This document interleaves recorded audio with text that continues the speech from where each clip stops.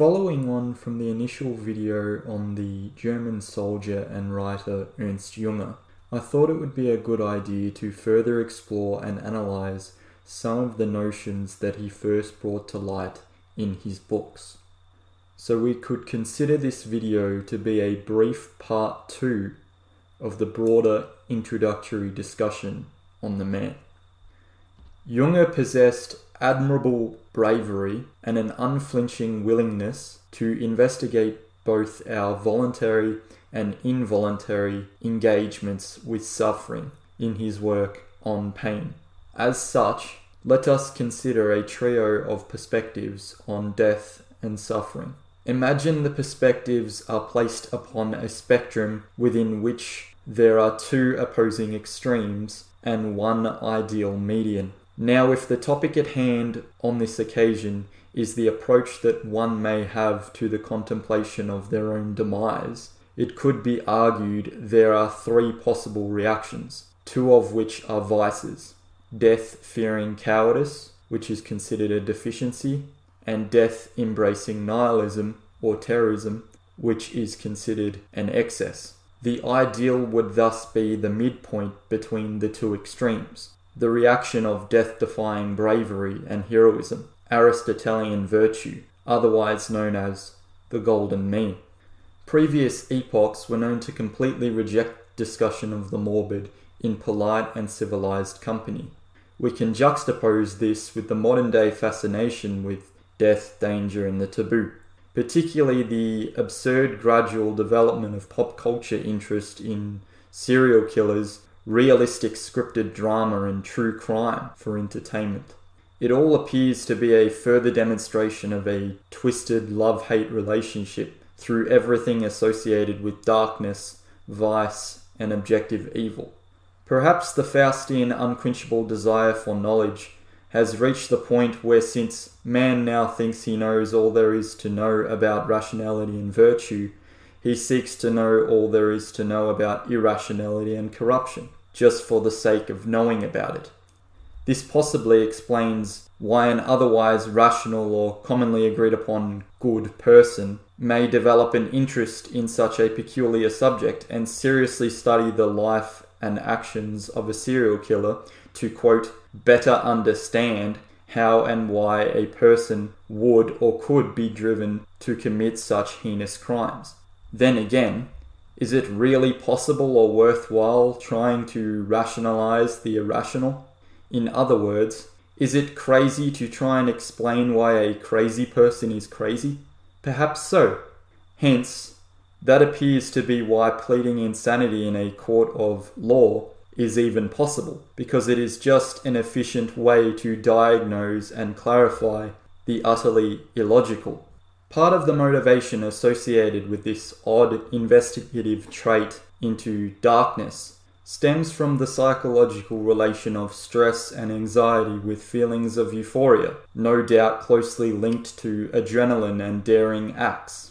Consider the feelings one can experience when riding a roller coaster. Coincidentally, the profession of the daredevil or stuntman could itself be viewed as an expression of the Faustian spirit, in that many stunts tend to push the limits of what is considered possible, just for the thrill of doing something that has never been done before, not to mention the concept of doing something so dangerous and possibly foolish that you are tempting your fate as a Faustian man and daring the devil to come and lay claim to your soul, as was agreed in the initial pact. Counterculture has always been known to challenge orthodoxy, for better or worse. One specific example of the deliberate unsettling of cultural and moral sensibilities is the singer Marilyn Manson. The performer created his pseudonym out of two diametrically opposed famed personalities: the popular and therefore angelic Marilyn Monroe, and the unpopular and therefore demonic Charles Manson.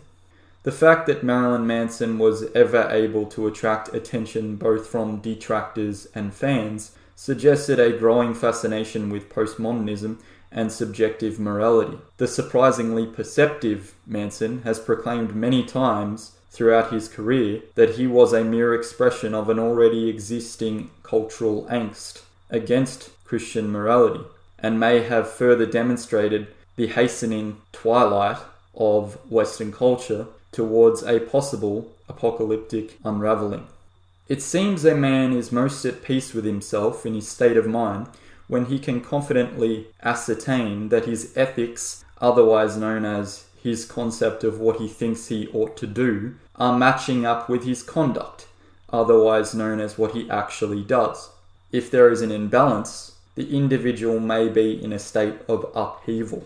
The Jungian Shadow gives insight into man's capacity for evil. Many people are not willing to explore the capacity for evil because it indicates that they themselves have that same capacity, and this is no doubt frightening for people.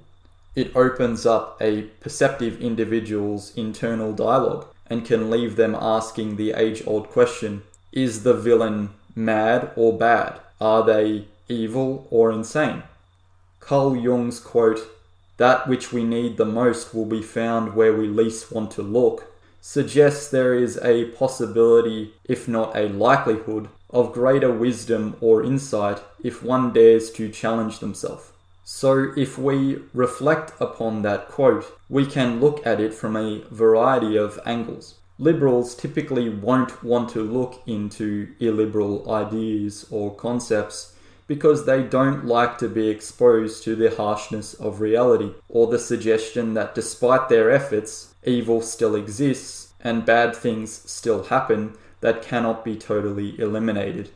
Atheists typically won't want to look into religion and yet simultaneously try and convince themselves that they are happy living in the here and now, in a life devoid of deeper meaning, outside of what they have decided is suitable for themselves. And yet, if they wanted to obtain a greater sense of historically traditional virtue, they could just look to the Ten Commandments as a basic means through which to live their life. Yet once again, they may not want to do that because they don't want to see objective standards as transcendental, and engaging with such a moral code would perhaps just demonstrate to them just how immoral they are, or could be, or how far they fall short of the ideal. And generally people don't like to be vulnerable or have their ethics and conduct questioned, and they especially don't like the idea of being punished for such things,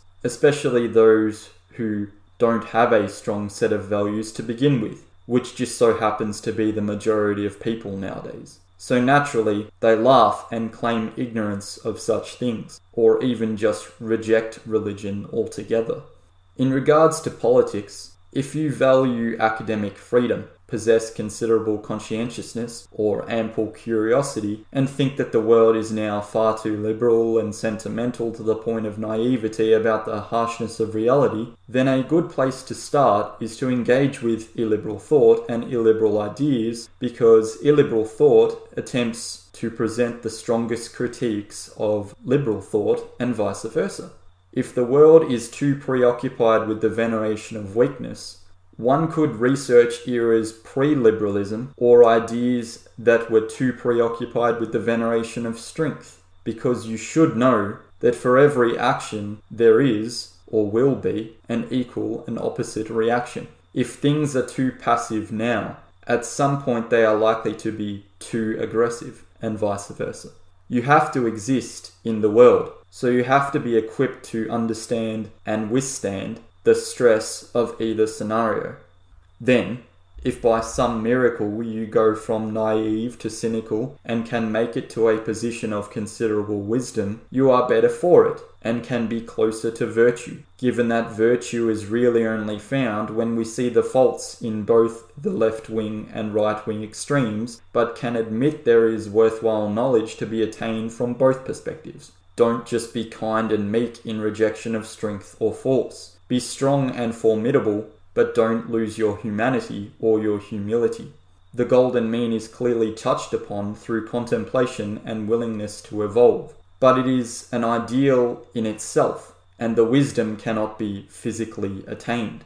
We may sell our soul for knowledge and get into some esoteric material, but it is important to remember knowledge and wisdom are infinite. Life as we know it is finite. Knowledge wisdom, ultimate truth, logos, whatever you wish to call it, existed long before us and will exist long after. Because in the West, through a connection with endless space, the concept of nothing is still something. For a very long time in history, we have had a concept of zero, and even decimals and fractions. So something fundamental still always exists. And that is what humanity, particularly the West, has historically tried to seek out through its concept of telos, or telos, its sense of raison d'etre, or its sense of a main goal which provides a people with an organic imperative motivation for life.